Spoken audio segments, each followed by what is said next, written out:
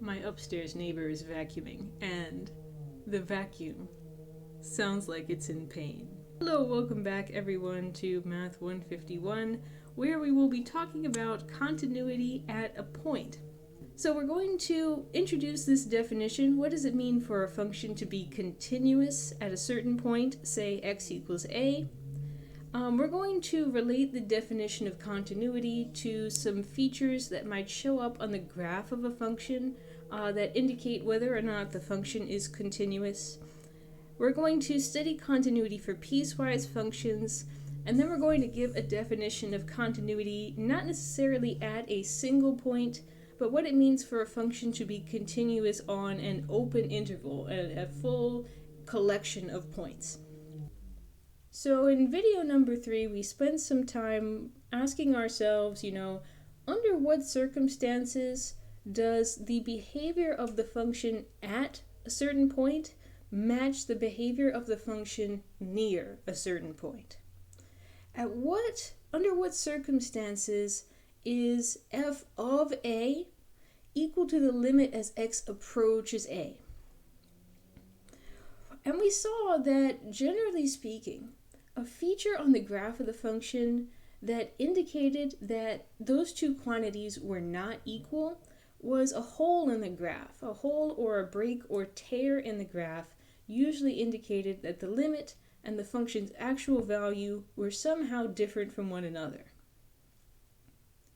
When the limit and the function's value are actually the same, we give a name for that situation.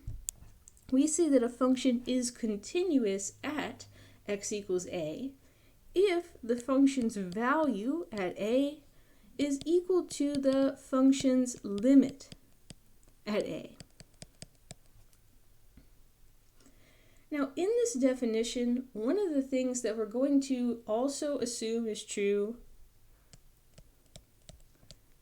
is that the function is actually defined at a.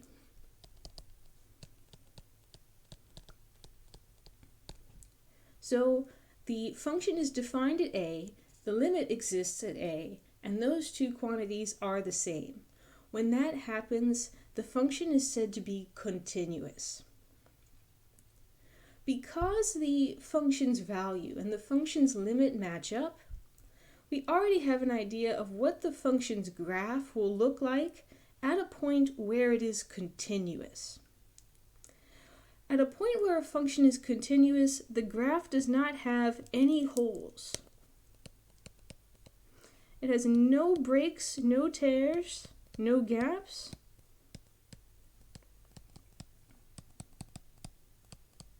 And it has no asymptotes. A continuous graph has no holes, no breaks, gaps, tears, and no asymptotes. It's just smooth and uninterrupted. So let's apply this principle to the following function, f of x equals sine x. Someone says, based on this reasoning, at what points is the function f of x continuous? Now I'm going back in my mind to Math 142 or trigonometry, whatever it was called when you took it. And I'm remembering that the graph of sine was this wave-shaped curve, and this wave-shaped curve had no holes, not anywhere. It had no breaks or gaps, not anywhere. And it had no asymptotes at any point.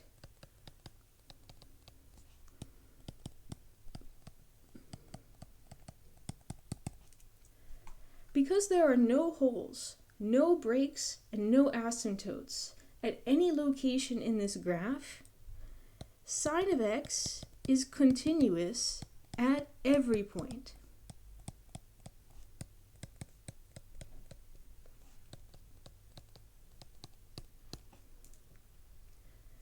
Let's compare that with a function like this one. Someone says a function is graphed here below. At which points is the following function not continuous? What this is basically asking is, at which points does the function have a hole? At which points does the function have an asymptote? At which points does the function have a break or a gap? Now looking at this picture, I can see all three features appear in different locations. I see a break in the graph located at x equals -2.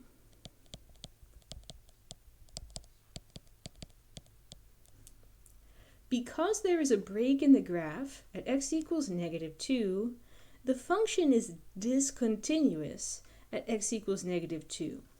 The function is not continuous.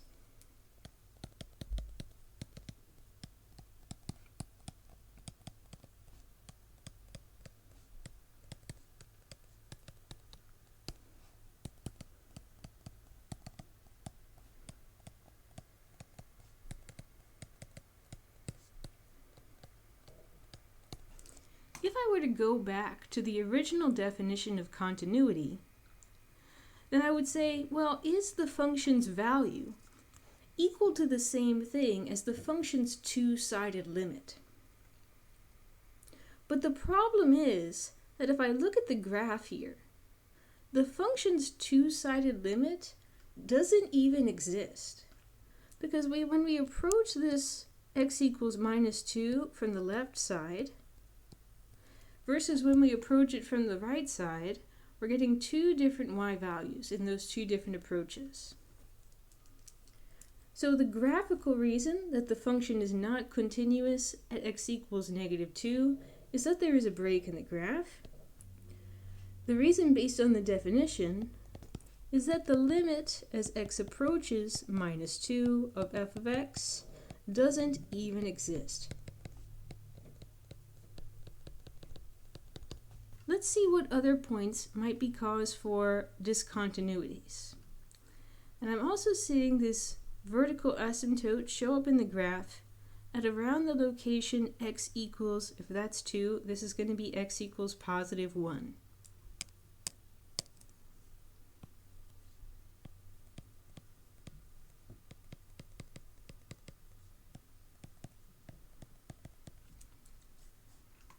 So because there's an asymptote at x equals +1, f of x is not continuous at that location.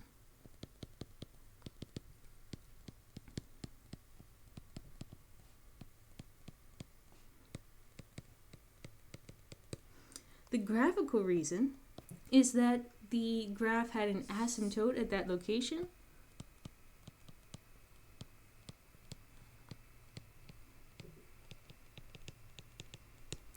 The problem based on the definition, well, there are really two problems with continuity at x equals 1 based on the definition. The first problem is that, just like at x equals -2, the limit as x approaches +1 does not exist. Because when you approach it from the right side, the values are going up toward +infinity, whereas if you approach it from the left side, the values are going down toward -infinity. So that's one problem. The limit doesn't exist at this location either. But there's even one more problem than that. When we gave the definition of continuity, one of the parts of that definition was that f of a actually needed to exist and be defined. But when we have a vertical asymptote, as in this case, the function is not defined at this location. So that's a second problem with this point.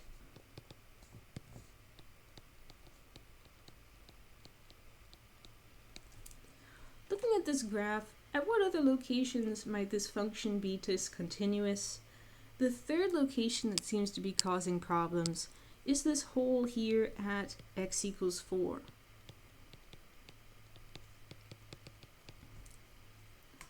So in this case, the two-sided limit actually does exist. If you approach 4 from the left or from the right, those chevrons are pointing to the same location. The function is actually also defined at x equals 4, because we have this fill dot at x equals 4, which corresponds to a y value of about 1, it looks like. However, the two-sided limit and the function's value are not an exact match. And because of that, we would say that the function is not continuous at x equals 4.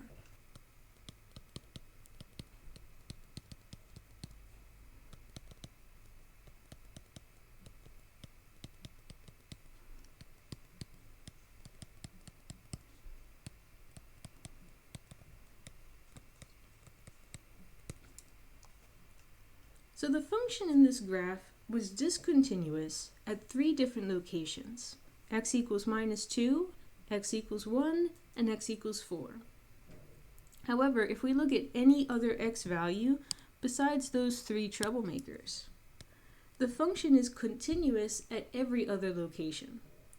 Because at any other location, the function is moving smoothly, has no breaks, gaps, asymptotes, holes, or anything that could cause problems. F of x is continuous at all other points.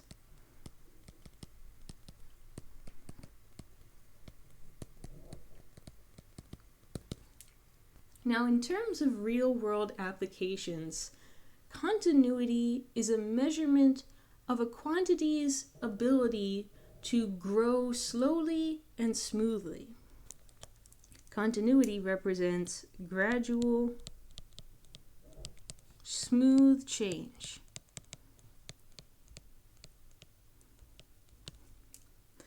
I would say that the majority of natural or physical quantities change continuously over time and can therefore be represented by continuous functions. For example, if an object is moving, then the movement of the object is continuous, because the object doesn't suddenly teleport from one position to another. Physical growth is something that also occurs continuously. An animal or a person will grow larger steadily, gradually over time. They don't wake up one morning 30 years old when the previous night they were 12. However, processes that are man-made or artificial or computerized are more likely to be represented by functions which do have these discontinuities, these jumps, these breaks in the graph. For example, suppose that you are measuring the total amount that you have paid in rent over your lifetime. When you pay rent, you usually pay it in a lump sum, maybe $800, $1,000, $1,200 at a time. So the total amount that you've paid in rent over your lifetime will jump up when you pay rent every month. It will be $0 for a while, and then it will jump to $1,200, and then the next month the total will jump to $2,400, and then it will jump to $3,600, and so on. Light switches. A light switch is also something that can be represented by a discontinuous function. Generally speaking, the state of a switch can be represented by the number 0 if the switch is off, and the number 1 if the switch is on. When you flip the switch and change it from off to on, the value jumps from 0 to 1. There's no steady, gradual change there. So that's an example of a discontinuous function representing that situation. Now here in calculus, continuous functions is the only thing that we're going to care about. The formulas that we give in this class, the rules that we have, the theorems that we employ, those theorems only apply when the function that you're working with is a continuous function at most points or at every point. If your function is not continuous, then calculus is not the thing to apply. If your function is not continuous, you want to go to a different branch of mathematics called discrete mathematics and use the theorems and rules and functions from that branch to deal with functions that are not continuous. We'll see an example of such a thing very soon. We'll have a theorem called the intermediate value theorem, which we'll introduce tomorrow. And that theorem can only be used when your function is continuous. You cannot use it if your function is not continuous. Let's try applying the definition of continuity to something like a piecewise function. Let's determine the points at which this function is continuous. So here I am with the graph of this piecewise function on Desmos. And I've decided to, from here on out, just keep Desmos in inverted colors mode because the white background was starting to hurt my eyes. So anyway, we have the graph of 4x minus 2 in cyan, the parabolic function in orange, and the last line in pink here. Now already I can see a couple of interesting things about this graph. The first thing that I notice is that, really the only potential problems that we could encounter on this graph occur at the transition points. If I look at any point within the blue graph, there really aren't any breaks, gaps, or holes here. The blue graph, which is controlled by 4x minus 2, is completely continuous up to the transition point, which is where things get a little bit more uncertain. The same thing is true of this orange portion.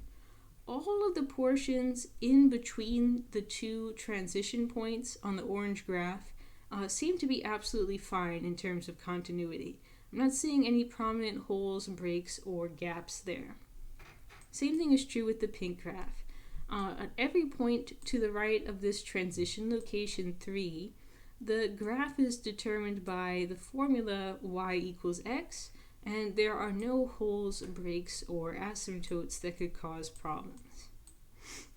So the only potential locations for discontinuity in a function like this one appear to take place at the transition points. At -1, where blue becomes orange, and at 3, where orange becomes pink. Now from the graph, I can already see that there is definitely going to be a discontinuity at x equals 3. Because at x equals 3, there's this enormous break in the function between orange and pink.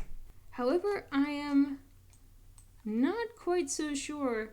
It looks like the function actually might be continuous at the first transition point, x equals -1, because it looks like the orange and the blue graph are just about lining up.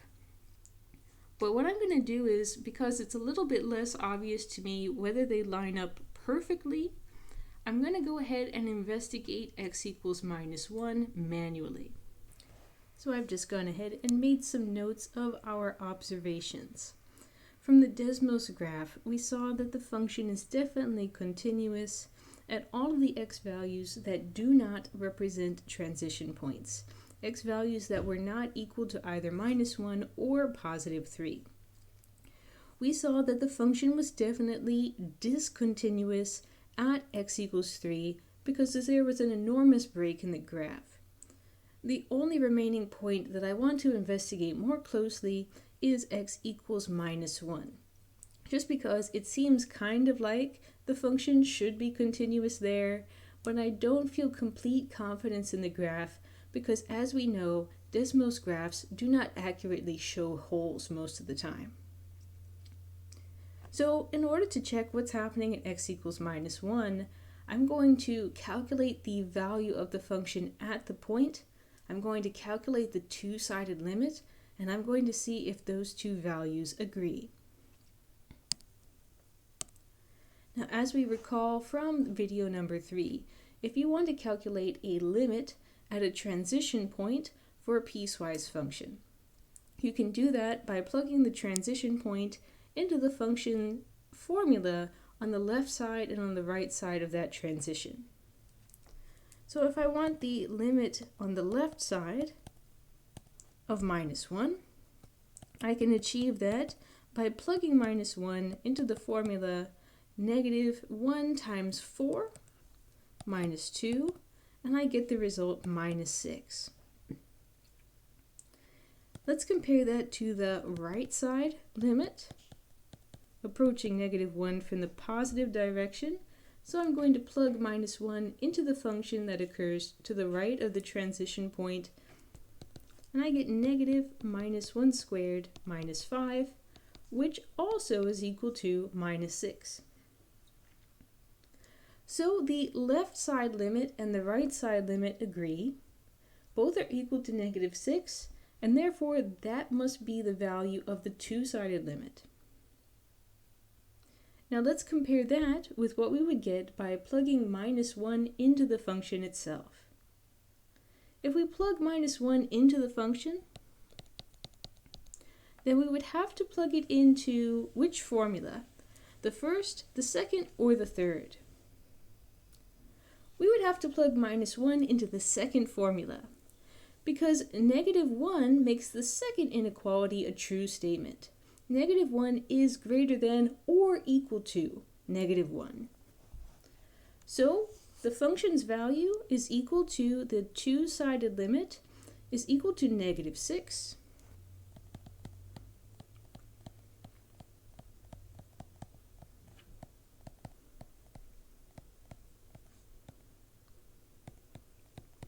and as a result of that, we can conclude that the function is continuous at x equals -1.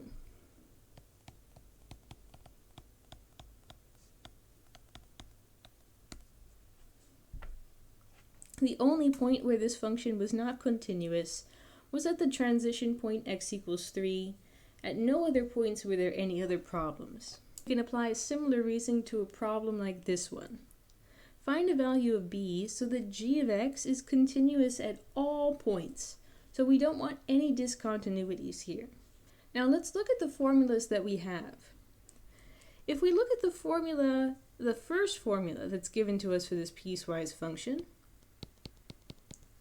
bx plus 1, the number b is unknown, but regardless of what number b is, this function just describes a straight line.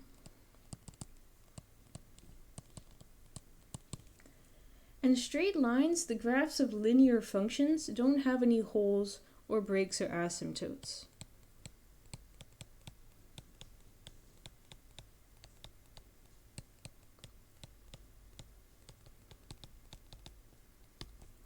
As a result of that, we shouldn't really expect to find any discontinuities to the left side of the transition point. The same thing is true for the formula to the right of the transition point. The formula to the right of the transition point is x minus 3, which is also linear. Linear functions, again, don't have any holes, breaks, or asymptotes. And so we shouldn't expect any discontinuities to the right of the transition x equals 1. Really, the only potential for us to have any problems is at x equals 1 itself. So let's try to find a value of b that will make the two-sided limit and the function's value both exist and match up at that location. Just as in the previous example, the easiest way, in my opinion, to calculate a limit at a transition point for a piecewise function is to just plug the transition point into those two formulas, left and right side. So the limit, as x approaches the transition point from the left side, can be found by plugging 1 into the first formula. G, I said.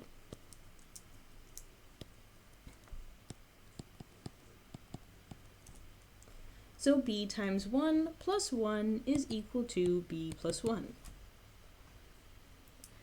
If I calculate the right limit of this function g of x, then I'm plugging 1 into x minus 3,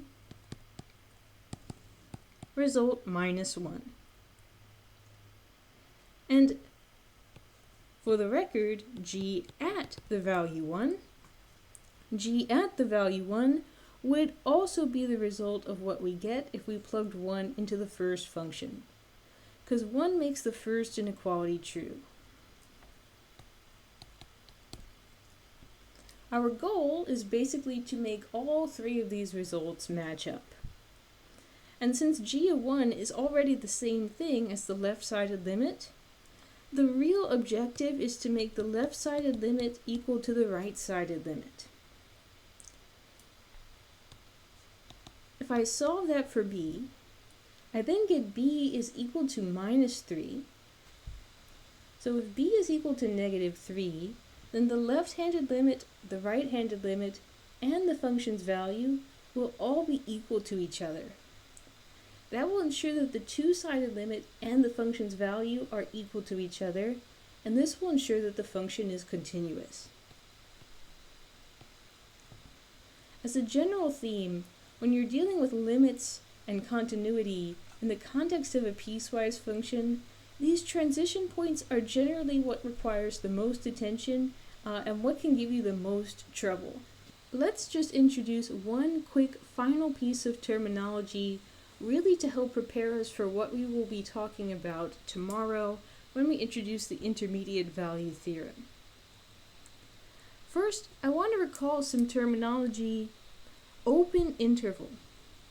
An open interval is an interval of the form a to b with parentheses on both sides.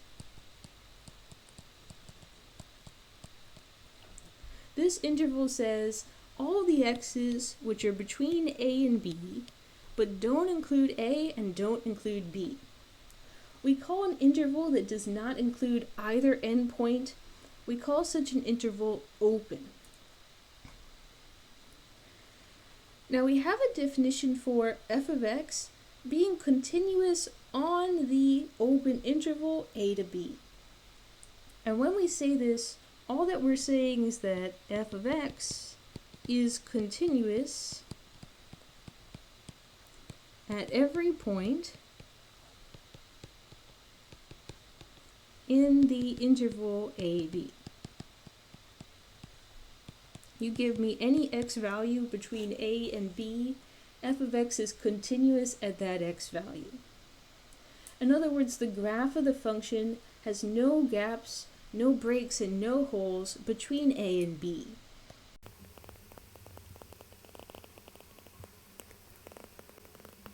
Now, one of the stranger things about this definition is that this really only applies to when we're talking about open intervals.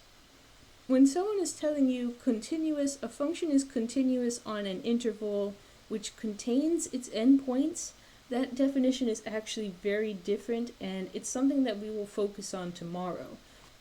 So let's just do one final quick example to make that definition concrete. We have a function here, same function that we have dealt with above, and we're asking on which of the following open intervals is the function continuous. And those intervals are given below. So the first open interval that they give us is the interval from -4 to -3, which I have indicated here. This would be the region of the graph between these orange parentheses. Now, if I look at the function between those two locations, I am not finding any holes, breaks, gaps, or asymptotes in the function between these two parentheses. And because of that, I could say that the function is continuous on the interval from -4 to 3.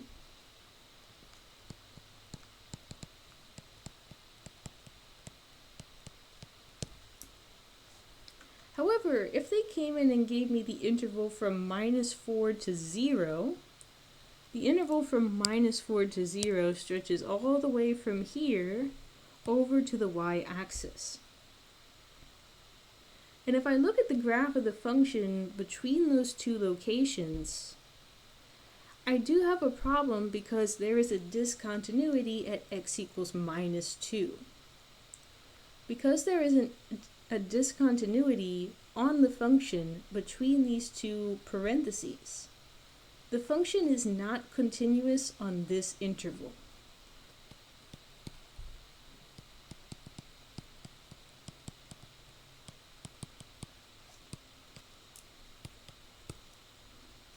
If I check 0 to 2, again we have this problem where between x equals 0 and x equals 2, we have a discontinuity at x equals 1. So the function is not continuous at this location either.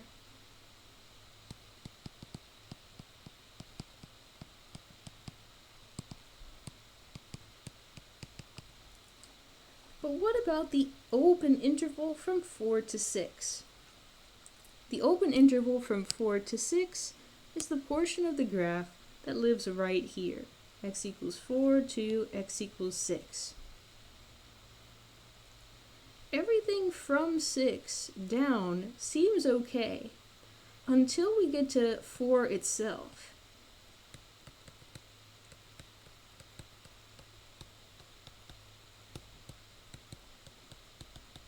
As we recall from the beginning of the video, because there is a hole at x equals 4, there is a discontinuity at x equals 4.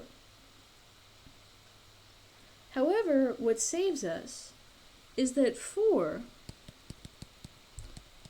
doesn't count because 4, the actual value x equals 4, is not in the open interval from 4 to 6.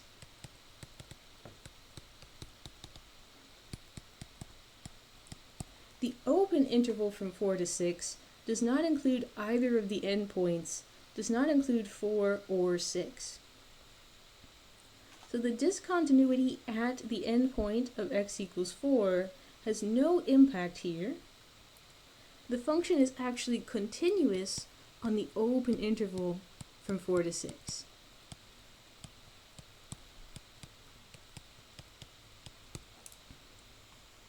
So that concludes the talk on continuity at a point. We looked at the official formal definition of continuity at a point, and then we examined what that might look like in terms of a function's graph. We studied continuity of piecewise functions, in particular continuity at the transition points for a piecewise function, and then we talked about continuity on an open interval. What does it mean for a function to be continuous on an interval which does not include its endpoints?